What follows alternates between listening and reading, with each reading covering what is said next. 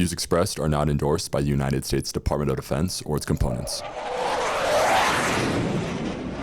Welcome back to the Flyover Podcast as part of USAFA Aviation. Today is episode 32, and we are privileged to have Lieutenant Colonel Matt Indy Ziemann with us today.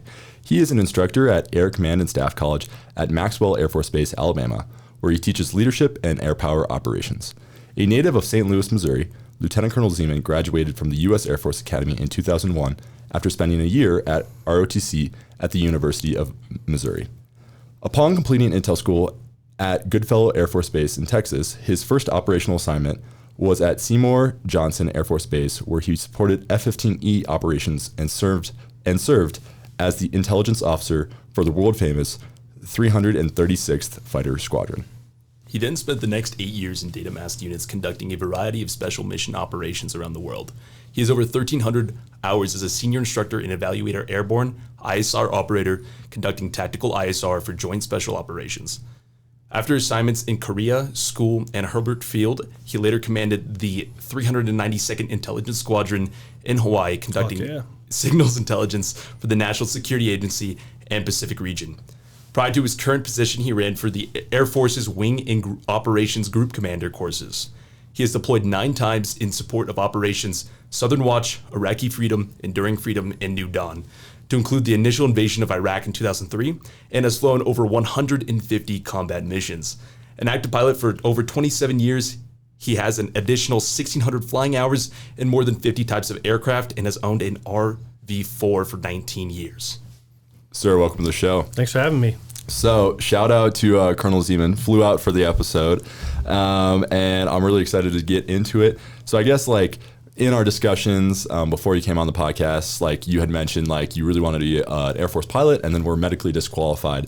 So the first question is how did that shape your career, and where did you refocus your passion and desire to be in the military once you found out? If I found out I was DQ from being a pilot, I don't know what I would do. Yeah, so wanted to fly since preschool. Both my brother and I, he's a 98 grad, flew F-16s, but it was just in our blood. We grew up around aviation. Mom and dad didn't fly, no military background, but we're supportive of it, and grew up in a part of St. Louis where we always had every kind of airplane overhead, from general aviation to fighters and airliners and all that. So I grew up, and that fire just started burning hotter and hotter. But I also started wearing glasses when I was in second grade. So I kind of had a slow ease into this might be a little more difficult, back in the day of had to be 20/20, no glasses and everything. But where there's a will, there's a waiver, and I was, I'll still give it a shot. And then junior year, I was looking through one of my dad's old psychology textbooks, and it had that Ishihara dot test, with the number and the colored dots, and I saw a 5. Then I read the caption, and it said, people with normal color vision see the color 2. People with a red-green color deficiency see the number 5. I was like, there's a problem here. Took it upstairs, showed it to my mom, dad, and brother, and they're all like, yeah, it was 2. Yeah, this is a problem. So, went through the Dodmer physical and unfortunately confirmed it, and that was a pretty huge blow because more I looked into it, Air Force doesn't give waivers for color vision, and so that was a significant decision point. I had already wanted to go to the Air Force Academy, and do I pursue that path, or do I change course? And I decided I still wanted to serve my country, still wanted to be in the Air Force. I still love what the Air Force does and the mission of it, and I will still continue to try and fight it. But if not, I still want to be around some of the coolest airplanes in the world and air power. Heck yeah. I mean, as a side note, it's Navy week, so sync Navy. Got that right. Alex, one of our other co-hosts, he's going through some questions of medical qualifications, and so he's looking into possibly, if the Air Force is definitely a no, cross-commissioning into the Navy. But that's interesting that you were so set on the Air Force's mission that you really still wanted to come to the Academy. Was there anything that specifically drew you to the Air Force over the Navy? It was a no-brainer. We visited out here when I was in third grade, actually, and I think, like I said, I was already interested in aviation, and something about that trip I think just kind of stuck, and just continue. There was no other choice. I remember seeing Top Gun when it came, the original one, when it came out when I was a kid, and I love all kinds of fighters and everything, but it's the Air Force. It is our mission. It's our core, existence, and not just kind of a side note to ships and boats. So. It's funny you mentioned it, though, because my roommate freshman year had the same level of color, deficiency, and we both could pass the Navy test, but not the Air Force. and the option was open across commission. He took it. I didn't. He ended up flying F-14 Super Hornets, went to Navy test pilot school and did great things, and good on him for that. But I felt if the Navy ever changed their mind and their standards, I would much rather be a non-flying officer in the Air Force than a non-flying officer in the Navy. Yeah, I don't want to be on boats. That's just my personal take. Yeah, absolutely. So going with understanding that you weren't going to make this trip into being a pilot in the Air Force, how did you end up deciding that Intel was your career choice that you wanted to go for? I think two things. My poli-sci instructor here was an Intel officer, and he was a phenomenal human being and had some incredible stories about doing some really cool stuff that I couldn't have really imagined. And that probably got me interested, and then did ops to Ramstein in '99 when Allied Force was going on.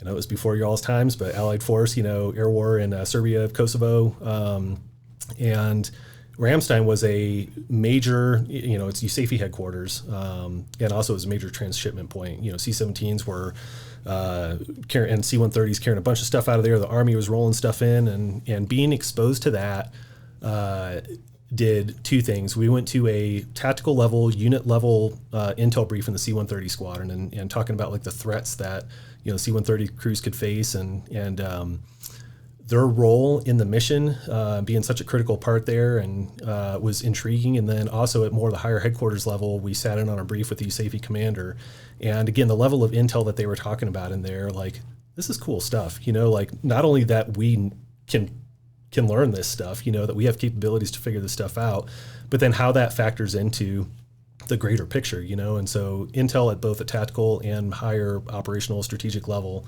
I thought was pretty intriguing. And, again, when it can still support air power in aviation, I thought, well, if I can't fly it, being around it, still having a role in the mission is pretty rewarding. Absolutely. Okay. So could you talk a little bit about Intel? Once you get, hey, you're going to be an Intel officer, how did the tracks work back then and nowadays, if it's changed? And how did you ensure that your desires to stay very close to the mission happened? So in Intel school, it's still pretty much the same way. There's two general tracks you can take out of there. One is to go to doing unit support. And the idea is the more you know what the warfighter needs, the better you can support it, at higher levels. So get that experience as a lieutenant, first assignment.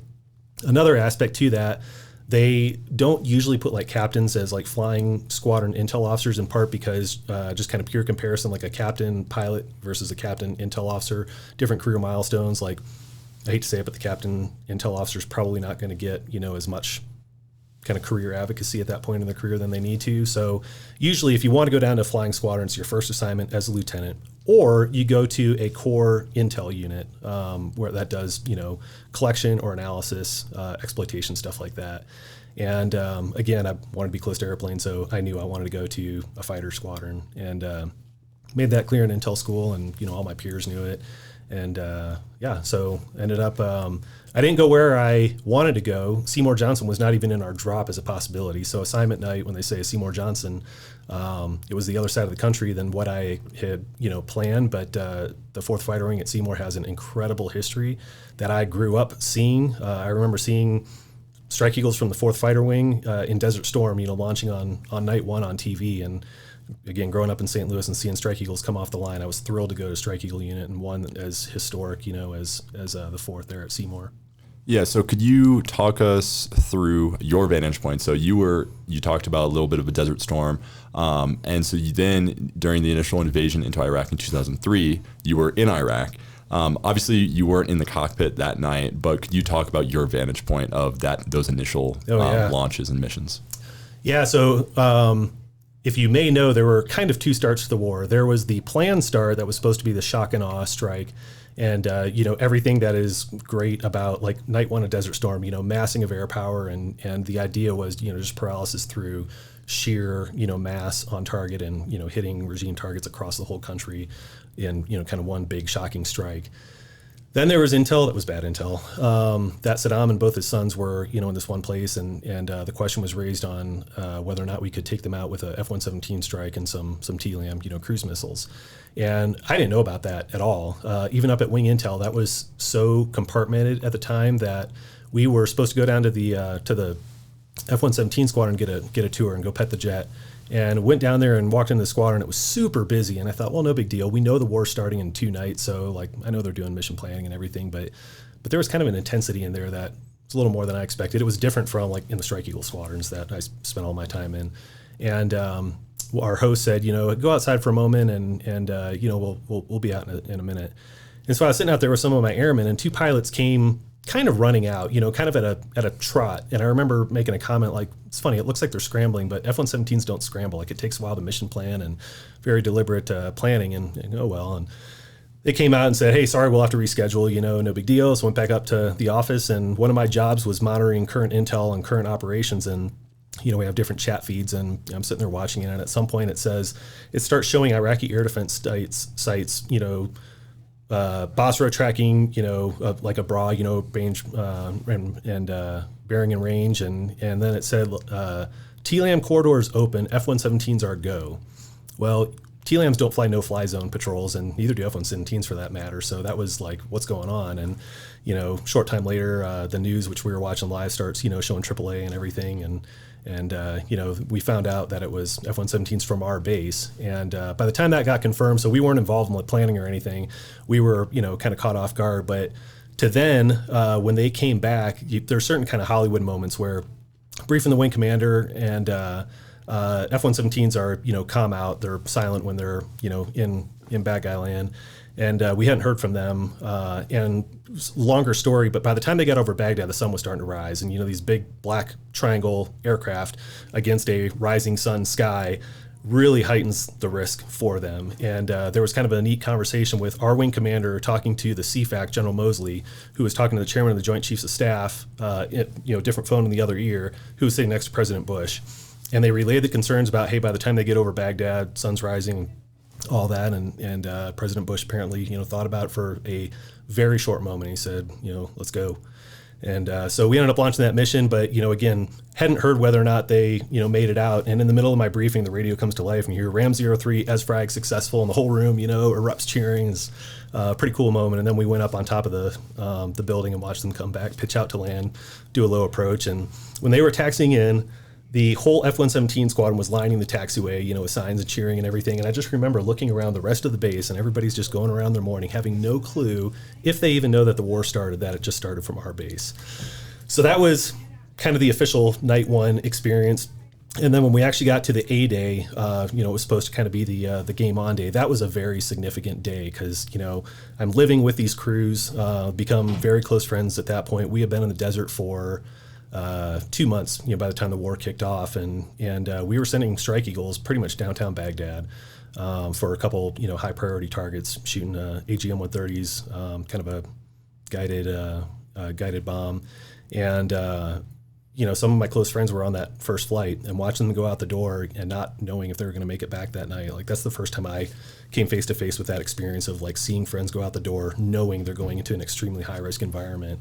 And thankfully, everything worked out well. They all came back, but that was a significant moment that night. Went out on the flight line, and I don't remember how many Strike Eagles we launched in that first wave, but we had 48 jets over there. We launched a good chunk of them in that first wave, probably at least 12 to 16 or 18 or so, and listening to them all crank up at sunset, and the planes coming alive, lights coming on, and beginning the elephant walk taxiing out. By the time everybody took off, it was dark, and out of the deed, we launched 60 jets in 40 minutes. Everything from KC-135s, F-117s, Strike Eagles, F-16s. We had Australian Hornets, and I remember sitting at the end of the runway. Everybody was kind of silent watching it, and all the jets in afterburner, would come down the runway, suck in the gear, all the lights go off, and you see an afterburner fly by and pull up into the sky.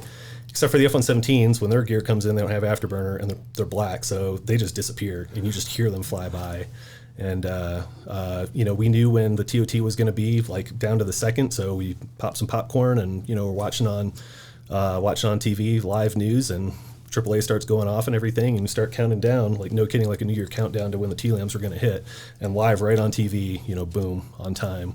So it's pretty cool to see kind of like the reality of that the plan actually did work that way. But then you start seeing SAMs, cooking off and going up into the sky, again, knowing my friends are supposed to be overhead in about 2 minutes, and still seeing SAMs and wondering if any of them are headed towards them. So that was a significant experience from night one.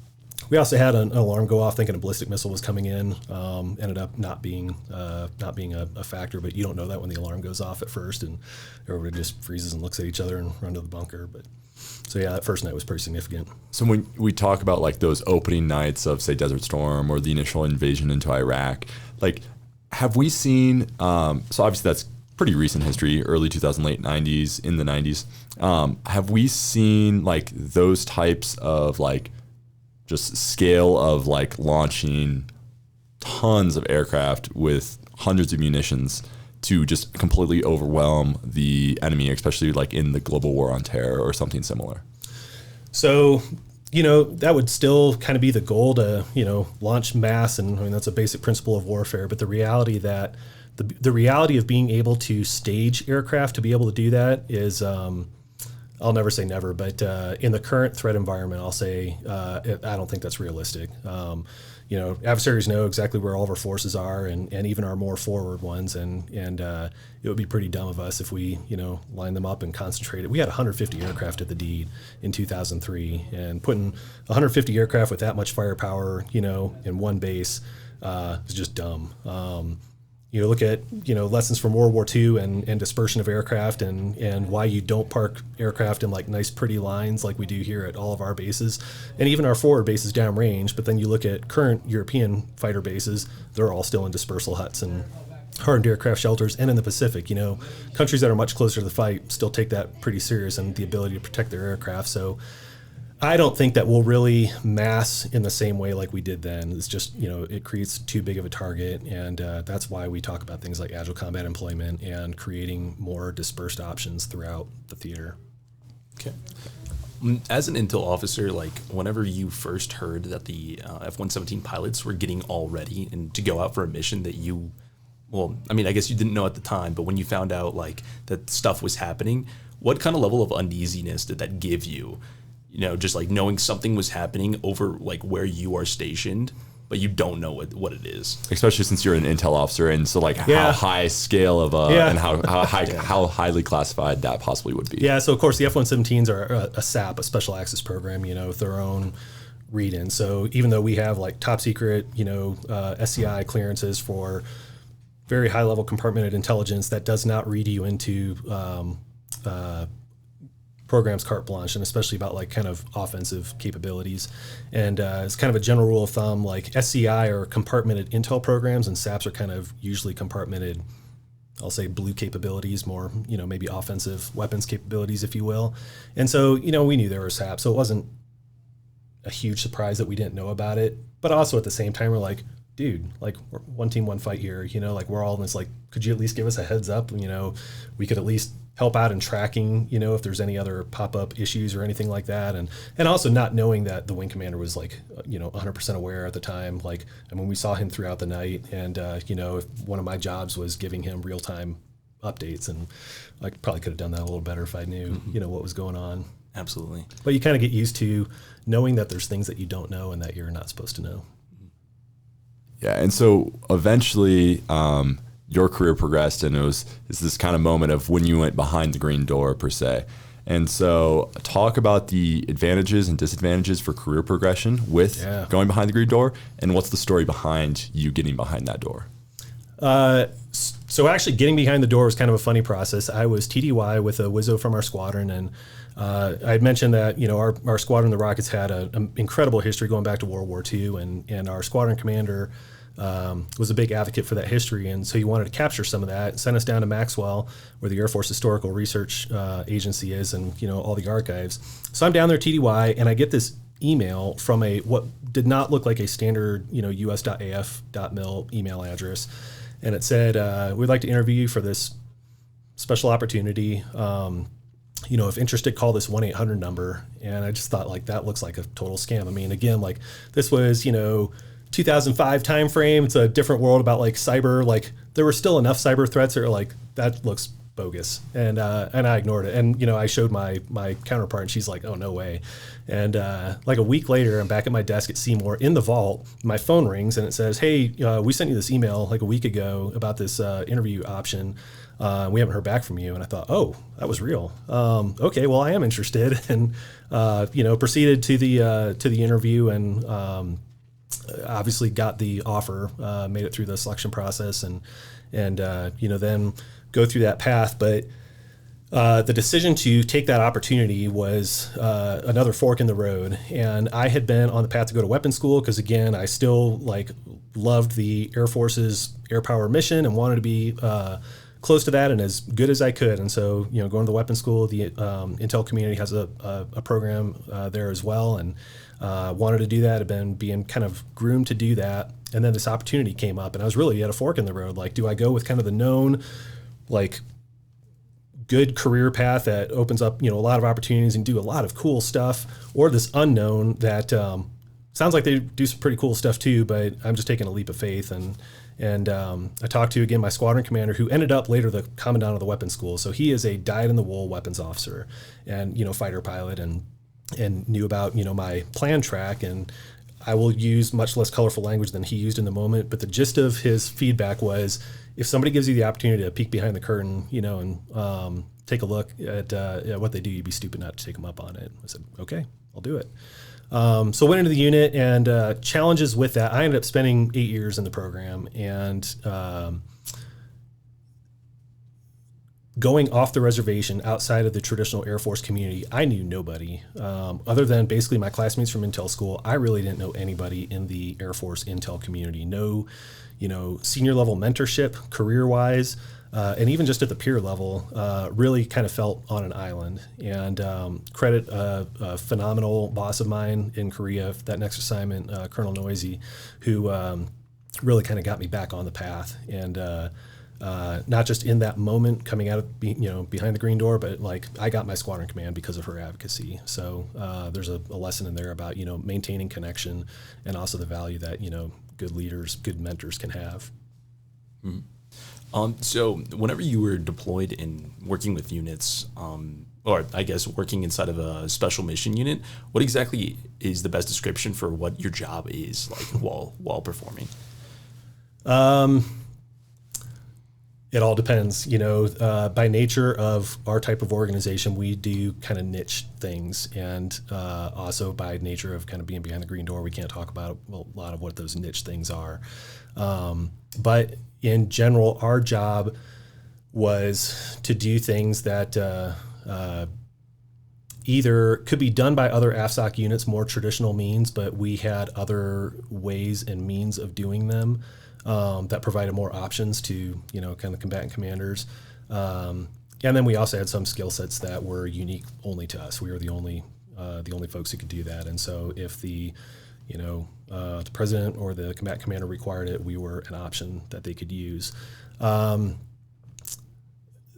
While there, just kind of the air commando mentality of adaptability and adjusting to, you know, new missions, new challenges, and things like that came up, and kind of fell into a situation.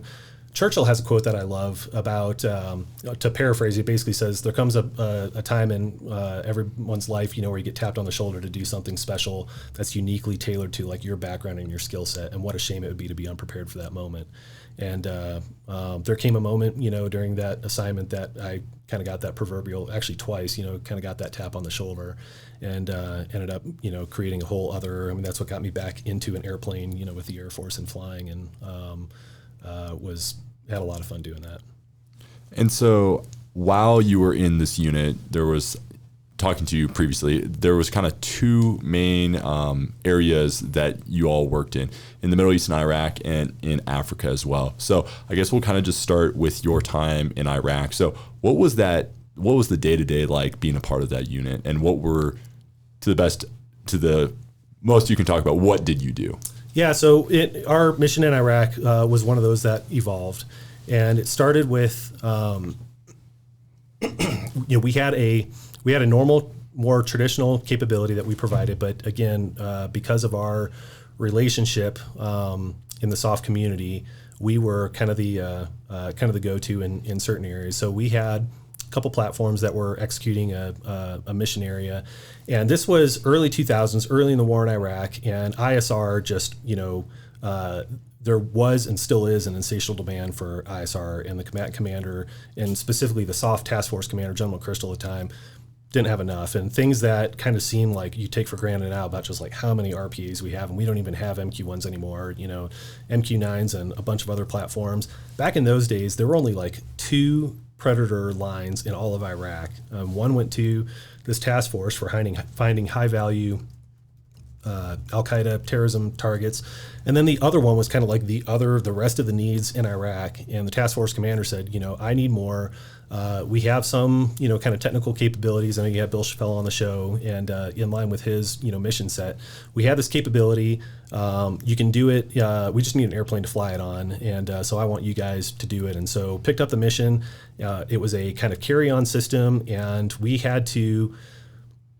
Just things as simple as the radio rack on our airplane was literally plywood and duct tape. And so kind of there was a urgent combat need for it, and we said, can do. And kind of grew that capability, did a lot of good things, found a lot of bad guys, but we had a vulnerability in our kind of mission portfolio that we couldn't put eyes on the individual then. And so counterterrorism, or specifically manhunting, is not finding a needle in a haystack, it's finding a needle in a stack of needles. And so despite certain technical capabilities, you still needed to put eyes on to try and correlate, who a specific individual was, and to be able to track them if they were moving, things like that. And like I mentioned, there were, very limited predators at the time in like 2005 when this was kind of starting. And so they said, hey, I need a camera on your plane. And so put this high quality, infrared camera on the aircraft so that we could kind of do that onboard fusion. There was another platform, a helicopter, that had some of the similar systems on board for the cameras, but due to a variety of limitations and other circumstances, they would only come on station when we were going to do a hit, an assault, and they would support kind of the actions on the objective, but not the target development. And so we were supposed to kind of fill that niche to be able to do the, find the guys, fix the position, do the pre-assault reconnaissance, and then support the team when they conducted the raid. And credit to the guy who was kind of deployed at the time, the intel guy deployed. Some funny things work out in engineering. The hand controller to operate the camera system, initially the unit and AFSOC as a whole just figured, the pilot not flying will do it. We have 2 pilots, and the one not flying can do it. But I love those guys, fantastic pilots, but by their own admission, like, they had no intel training or knowledge or anything like that. And most of our pilots did not really come from tactical units to understand kind of close air support and things like that. And our intel officer deployed at the time did have a background in that stuff, and he said, I'll operate the system until you can get a long enough cord to reach up to the flight deck, and knew in his mind, like, this is an intel mission, we should have intel professionals doing this. And what we may not have in being rated aircrew members or anything like that, we do have in the brain space and all that intel experience. And a lot of us had worked in tactical units that had done CAS and understood kind of joint fires, stuff like that. And he also did things the right way by talking to the other unit that was the godfathers in that community about, like, how do you do this business supporting an assault on target? What are the things you say to the ground force commander when you say it? And he also talked to the ground force commanders from all the different units we were working with, who are our nation's absolute most elite, special operations units, and built a good relationship with them, and built our kind of TTP portfolio to how we would execute, and started doing it and started doing a good job and made a good name for ourselves, and then advocated, said, again, we should have intel people doing this. Probably a longer conversation, but then advocated for intel people doing this job, whereas then the U-28s were coming out and more kind of traditional AFSOC, similar mission set, kind of doing the same thing, but the U-28s were more designed to have more mass. We had a very limited number of airplanes doing this, and the U-28 community went with having CISOs on board doing that same role in the aircraft. So there's perpetual debate, but we ran into a lot of roadblocks, Air Force parochialism about, like, well, they don't have wings, like, how can they do this, this onboard mission? And we said, well, it's an intel mission. Like, we can teach people how to talk on the radio, and they're not flying the airplane. And So it was really neat to watch that capability unfold and to get the buy-in. We ran into a lot of resistance, but we also, our unit commander, the 06 commander, was also a big supporter and said, no, I think this is the right thing to do. General McChrystal, as a task force commander at the time, had an initiative, said professionalize the force. And he said, I don't care about like your tribes and all that type of stuff. I just want the right person, for the right job.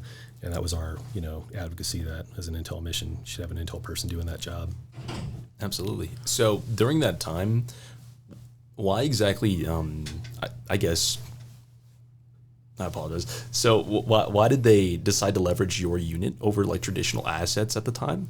Like, or did you guys become the now traditional asset whenever you were over there and able to provide the, the support that the mission needed? Yeah. So again, very limited capabilities. There weren't enough predators. Predators also had a lot of limitations at the time. Just the being operated on the other side of the globe, the latency, if you've got a high value individual that runs away from a target or is in a car, something like that, just the couple second delay, satellite trons for the controller to recognize it and like adjust the aircraft and maneuver something like an MQ-1 at the time was much more difficult, and they couldn't talk to the guys on the ground. Everything had to be relayed by chat, and then some guy in the ground unit's operations center could verbalize it on the radio. Well, we had line of sight comms direct overhead, so part of it was the existing relationship of us within that task force that led to us being there, being more responsive, to modifying the aircraft to adjust to this mission, and there was nobody else. So that was part of the reason, like, we need to create this capability. So I want to start with these guys, U-28s being a longer term, like permanent replacement, and to have more mass and capacity, but still start with these guys. And it all kind of grew from there. So like MC-12s were another tactical ISR platform, and we ended up teaching the initial cadre for the U-28s, the MC-12s. There's another guard platform, RC-26s, that were doing it. And so it was really kind of neat to be in the early stages of that and really kind of like setting the TTPs for how you do not only the ISR kind of front side collection mission, then also transitioning to supporting, assaults and actions on the objective. And so you kind of talk as your unit kind of like filled the gap until the U-28 and other platforms could come online. Yeah, and then even when the U-28s came online, you still can't get enough ISR, so we still continue to do the mission side by side, with the U-28, sometimes on the same target, and then other times, there weren't enough of us to go around, so we would be scattered all over the country and the globe. And so then how did your equipment and tactics progress over time from those initially showing up to Iraq and you got to help out to U-28 timeline? Yeah, so the aircraft modifications, you became a little bit more permanent, like we got rid of the plywood and duct tape radio rack and stuff like that. I mean, we engineered more changes into the aircraft, and within the unit there was a slow transition to embracing that ISR mission. We had a lot of people that were just diehard, like, that is not our mission. This is a temporary thing. We should never be doing it, and just kind of refused to accept that. Some of them slowly transitioned over time, very slowly. Others were more open-minded and said, like, clearly our organization is getting a lot of money for this mission set, and if anybody kind of opened their eyes, they understood, while our existing kind of umbrella mission set was critically important as well, and I'm not at all, downplaying that, but there's some other needs too, and, the war on terror and the idea of manhunting, and finding high-value individuals and how difficult that is. None of us were prepared for that after 9/11. And, again, this process started in the early 2000s. It's now pretty mainstream, even if my unit is not doing it with the same type of equipment. I mean, the Air Force as a whole still has tactical ISR operating in pretty much the same manner in a number of places. Okay. During your time in Iraq with the unit, what would you say is like your best memory of working as being a part of that unit? Anytime where, so a lot of times we would go out, I made the analogy, it's like fishing, like you just go out on a lake and you may have an area that was kind of known to be a hot spot, or maybe somebody recently said, like, there's a hot spot over there, you should try that out. You just drop a line in the water. I mean, you can't make the fish bite. And, maybe you go out and it's a dry day and nothing happens, and those are boring. And then other nights you may get some nibbles. Nobody, nobody takes the hook. And then there's other times where you set the hook and, there's a big fish on the end of that line. And then you call in, some of our nation's finest to kick down the door and to go from knowing nothing, just going out to a fishing hole. And by the end of the night, one of the top targets in Iraq is off the streets, either in prison or dead. And having, a very direct role in that was really, really rewarding. I had one rotation where within 3 nights, I was overhead the targets that took out the top 3 targets in Iraq. And, there was a steamroller going on at that point. Like, you built up some momentum and just kind of pressured the network across the board and just took down multiple targets. And it was really neat to see that. My most fun night was also rewarding. My last night, we thought it was going to be kind of a slow night. Started slow, and as a pilot also, we had some good crews that would let me fly the airplane, if it was either a really slow night or we were transitioning somewhere. And it was one of those nights where I spent a lot of time flying the airplane up front. I was also qualified in that technical system capability. I did a little bit of that. I was nowhere near a totally proficient expert in it, but I was qualified in it. So I did a little bit of that. And then we got a call that, hey, there's a kid who was kidnapped who is the son of a friend of the Iraqi prime minister. This is an extremely important target, an urgent target. Can you try to find him? We kind of did our thing. Long story short, we ended up finding the kid. And, so knowing that we saved a kid, from these terrorists and who knows what fate, he would have met otherwise. So I got to do every mission on board the aircraft, and we saved a kid. That was my last mission in Iraq. And couldn't think of a better way to go out on. Yeah, so kind of transitioning a little bit. So you spent a lot of time in Iraq, but then also your other kind of area of operation that you had while being part of the unit was Africa. And so you kind of mentioned it earlier, like classic Air Force, they don't have wings type deal. Sorry, I thought the camera turned off for a second. Classic Air Force, they don't have wings, so why are they here? So in Africa, you filled a position that typically a rated pilot would have as an intel officer. And so what was that like? What were the stories or probably the remarks made behind your back as the intel officer? I know some of those remarks. And how did you handle that situation? Yeah, so I got a call I got a heads up from one of my intel counterparts up at our headquarters unit. And I worked at a geographically separated unit. And my commander came down and said, hey, how do you feel about going to be the mission commander for this, operation in Africa? I thought so-and-so was going to that. And you're like, yeah, he's got pulled for a kind of a higher level deal. And so we've got the confidence and you've got the right background. And, our, again, 06 higher level commander, somebody pitched my name and said, he understands the environment as a pilot. He's used to flying in similar types of environment. And also just, I was a known quantity in the unit at that point. I've been flying our missions in Iraq. So I had some professional credibility as an operator at that point and just, professional credibility reputation wise within the unit, apparently. So, they sent me out and we talk nowadays about mission command, and I don't know if they're teaching it here, they should, but mission command, this, idea of disciplined initiative and empowerment that's based on trust and, commander's intent. I kind of visit our higher headquarters on the way out the door and asked that 06, for his guidance and intent. And he said, you work for the task force commander. If there's anything you need, we're here to support you. My only ask is if sending our platform into, the hostile area, hostile country, just give us a heads up, so we know. Copy that, sir. That was pretty clear commander's intent. You work for the task force commander. We're not going to micromanage you from back here, and we are here to support you. So that was pretty empowering going out the door, which is good because I felt like I was way over my head.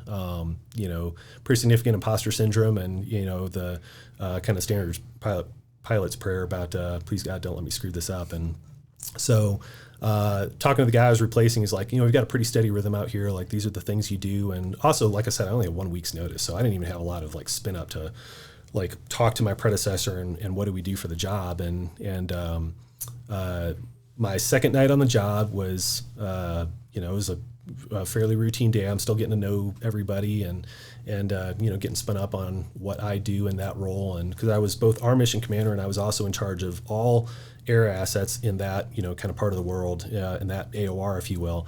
I will caveat, we didn't have many at that time. I mean, that was kind of the, we were very hot and heavy in Iraq and Afghanistan. And so this was kind of the lesser known part of the world, very small footprint of operations, but I was also kind of managing those other air capabilities. So I'm at my desk and we had a radio rack over my shoulder. And occasionally we would have guys on the ground that were working with a partner force, and they would occasionally call in with like a sit rep, and we also had a satellite-based email system, and they would send updates, and that's how I could communicate with my crew when I wasn't with them through the same means. But so we had a small footprint on ground in this area. And I hear the radio come to life, and it says, like Aaron 10, Nail 11, my position is X.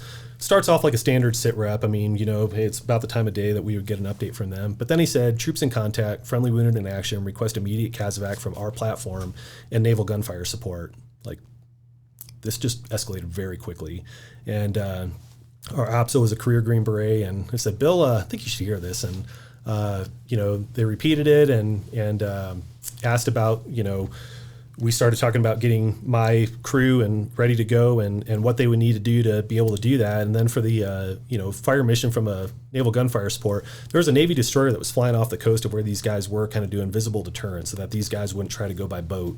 And it was effective. We knew that it was kind of keeping them to ground, but that ship had guns. And this OPSO, I said, can we do naval gunfire support? And he said, I don't know, let me find out. So he chats the bridge of the ship, and they come back with, we're sounding general quarters. And we ended up calling him rounds. I think pretty sure it was the first time since Desert Storm that a ship has done, naval shore bombardment. And so then we had to call in our crew, and things kind of happened quickly, decision-making wise. It was a long time period from the time they got the go to the time they got, to the CASEVAC point, but a lot of unknowns operating in this environment. Like, we did not expect our guys to make contact on the ground. That was not part of the plan. Having wounded in action, what are we going to do with them? Potentially exposing a classified platform and capability in the process of doing it. And long story short, ultimately the decision was made to go. Our guys went in, they accepted some risk. They hung it out there. Thankfully, the shooting had stopped by the time they got there, so they ended up landing on a cold, LZ, but they didn't know that when they launched. And kudos to the combat controller, just an example of the professionalism we were working with.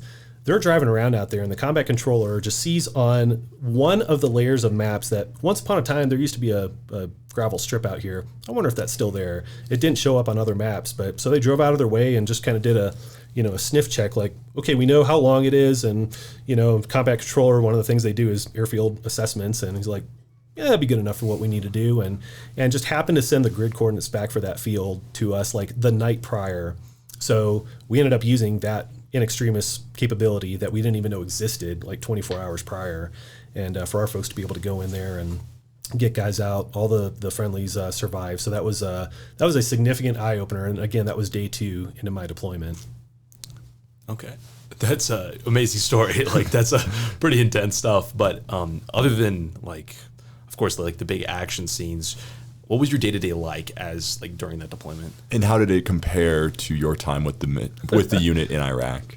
Extremely different. I mean, in Iraq, it was overt combat operations. We were operating out of fixed, military bases with the sounds of helicopters and mortars and, rockets and all that stuff, and, kind of normal deployed environment. We're in plywood huts and, carried fully loaded, with M4, M9 and, body armor, flying with night vision goggles. I mean, what you would expect, the normal stuff. And this was a low footprint operation, so very different. I'll just say we were not operating on a regular military base. It was, I'll kind of leave it at that, but it was very different. It was not, traditional combat operations. It was just kind of a low footprint, very discreet. Because, there's a lot of, again, Iraq and Afghanistan were, kind of the known areas in the global war on terror, but the global war on terror is global. And, the enemy gets a vote in where they are. And, especially for terrorism, often tend to seek unstable places where they can kind of exploit. They have the freedom of movement, and nobody's really going to call them out, or they can bully themselves in there. And so they'll go wherever, it's kind of nature abhors a vacuum. They will exploit those underdeveloped areas where they can, operate, train, organize, equip, and it was our role to keep pressure on the network and prevent them from being able to do, another 9/11. And so you talk about like how the war in the Middle East was very publicized, whereas at the time the operations going on in Africa were very limited and not talked about a lot in the public. And so what were friendly forces doing in Africa at that time? Like I said, keeping pressure on the network at that time. So Al-Qaeda was not limited to Afghanistan and Iraq, and it was our job to find them and remove their capability. Whether that was us doing something unilateral. We talk about working by, with, and through partner forces. And that may be literally side by side with them on a target. That could be giving them intel to let them know where it is, and one of their own special operations teams goes in and does it.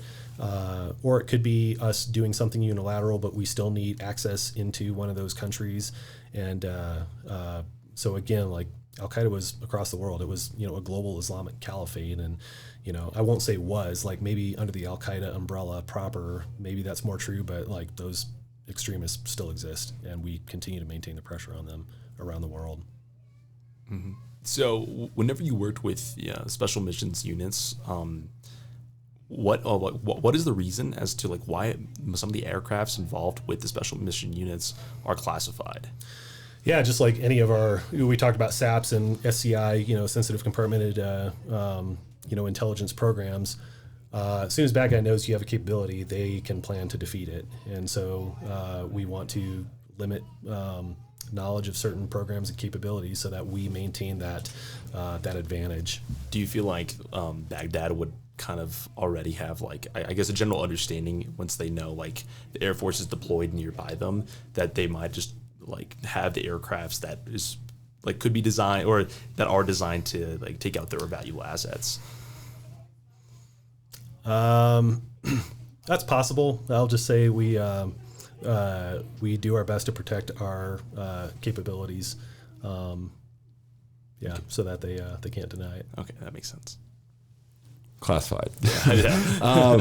All right, so kind of switching to the future of the Air Force, as our military really does a 180 towards global and great power competition, do you believe the U.S. is going to rely more heavily or less heavily on special mission units?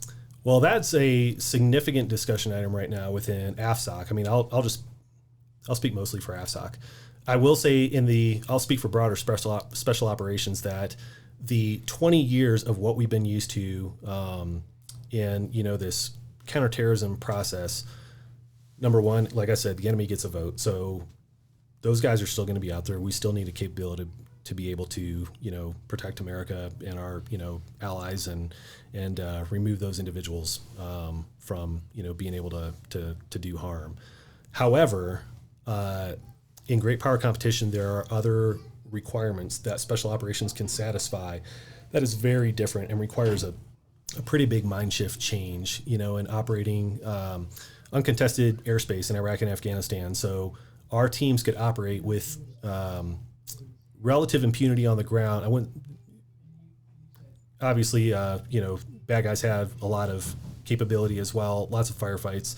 But one of the absolute game changers was what was overhead. Not only ISR and multiple eyes on to see where bad guys are doing and to be able to find them, that needle in a stack of needles, but also for close air support, just have a stack of aircraft overhead and knowing that, if there's a tick, troops in contact, that there will pretty much be unbroken air coverage overhead. And obviously in great power competition, great power conflict, I should say in this case, that's not going to be the case, obviously. So our ground teams are going to be able to, are going to have to operate in more contested environments as well, which will then leverage, the soft community to find other ways to be able to employ and operate.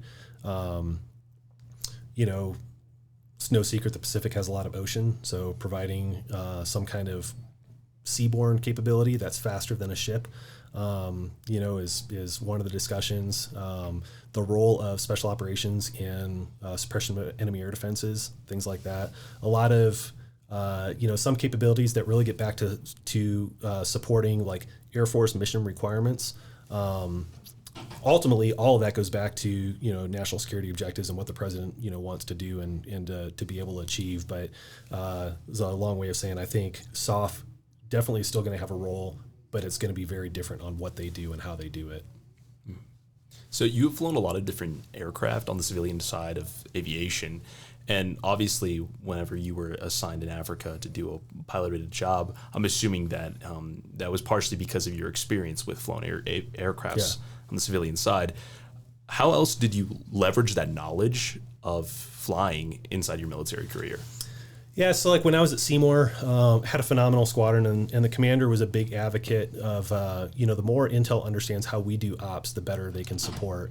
And also knowing, I had flying experience and some street cred, I guess, within the unit, created a flying training program for the Intel officers to get experience in the Strike Eagle. We were never competent enough to be an actual Wizzo or anything like that, but I knew the basics, how to run the radar, run the targeting pod, stuff like that, and hopefully not be complete dead weight. It was still mostly dead weight. Pilot was, was one of those opportunities for the pilots to do a lot of the stuff that normally a Wizzo would, but still, it wasn't just a sandbag incentive ride. I mean, I had a mission purpose, and I always had a sim before doing that ride, again, so that I could hopefully be at least, if not some value added, I could at least keep up with what was going on, and have some awareness. And that came in huge with when transitioned to the role in Iraq. And I always used to talking on the radio. I mean, that was like second nature to me. Whereas for other folks, even some of our enlisted aviators that had different crew positions that don't normally talk on the radio, but they had wings. So, some people felt, well, they inherently, can do anything in the air. And so there are differing skill sets. We had some of our Intel operators that had trouble talking on the radio, just like we had some of our enlisted aircrew members who used to operating on an airplane, but not really talking on a radio. They also didn't have that Intel skill set, even just being able to type on a computer. Some were phenomenal, don't get me wrong, but we had the spectrum. I will say we also had the spectrum on the Intel side. We tried to deliberately hire people that had, like I said, ISR experience, full motion video experience, close air support, kind of tactical experience. But we could not specifically just pull people that have flying experience. A number of the officers we hired did have some, if not private pilots, at least had some flying training and some experience in that. And that was significant, just being in the air was second nature for me in that role. And then, in that role in Africa, just being an aviator, period, not an Air Force pilot, but being an aviator was significant in just kind of understanding the environment that we were operating in and the requirements too. I mean, there are certain mission planning requirements that it doesn't matter if you're flying, like my little RV4 or, one of these other aircraft, like fuel planning and load planning and airfield suitability, stuff like that. I knew all that. And so you've had, before we go to our last question, our traditional question we always ask, you've had a fascinating career. And I think we've kind of nailed the big points, your time in the unit, the general areas of operations. Is there anything that you want to share about your career that we haven't touched on yet? Obviously I've been in for a bit. I've been able to do a lot of fun stuff. Maybe a different story for a different day, but you asked memorable experiences from night one in Iraq. Well, it wasn't night one, but I ended up on the ground in Iraq as a second lieutenant. I flew in on one of Queen Elizabeth's airplanes, which I didn't realize was hers at the time until I was on board with 2 British 1-stars. But long story short, I'm here obviously, so it worked out. But I ended up on a patrol with a British ground force outside the wire. Saw one of Saddam's palaces. It was crazy. This was, Baghdad had fallen.